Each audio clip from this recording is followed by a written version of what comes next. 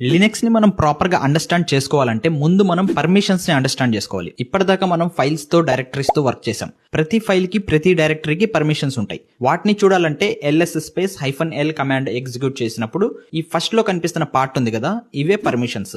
ఈ పార్ట్ ని మనం కంప్లీట్ గా అర్థం చేసుకుందాం. ఇందులో ఫస్ట్ క్యారెక్టర్ హైఫన్ ఉంటే అది ఫైల్ అని, అదే డి ఉంటే అది డైరెక్టరీ ఆర్ ఫోల్డర్ అని. ఇప్పుడు నెక్స్ట్ కనిపిస్తున్న 9 క్యారెక్టర్స్ ఉన్నాయి కదా, వీటిని 3 పార్ట్స్ గా డివైడ్ చేస్తే first 3 characters owner related permissions.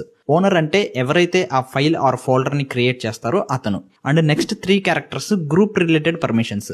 Group అంటే ఈ ఫైల్ కి అసైన్ చేసిన collection of users. And next 3 characters others అన్నమాట. ఓనర్ కాకుండా గ్రూప్ లో లేకుండా ఉన్న వాళ్ళందరూ ఈ అదర్స్ కేటగిరీలోకి వస్తారు. సో ఈ 3 పార్ట్స్ లో ప్రతి ఒక్క పార్ట్ కి 3 పర్మిషన్స్ ఉంటాయి: రీడ్, రైట్, ఎగ్జిక్యూట్. రీడ్ ని ఆర్ తో రిప్రజెంట్ చేస్తాం.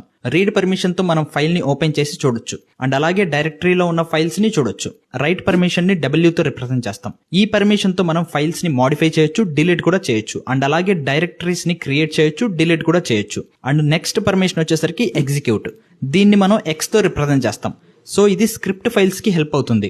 ఈ పర్మిషన్ తో మనం స్క్రిప్ట్స్ ని ఎగ్జిక్యూట్ చేయొచ్చు. అండ్ అలాగే డైరెక్టరీస్ లోకి ఎంటర్ అవ్వచ్చు by using cd command. Next వీడియోలో ఈ పర్మిషన్స్ ని ఎలా చేంజ్ చేయాలో చూద్దాం.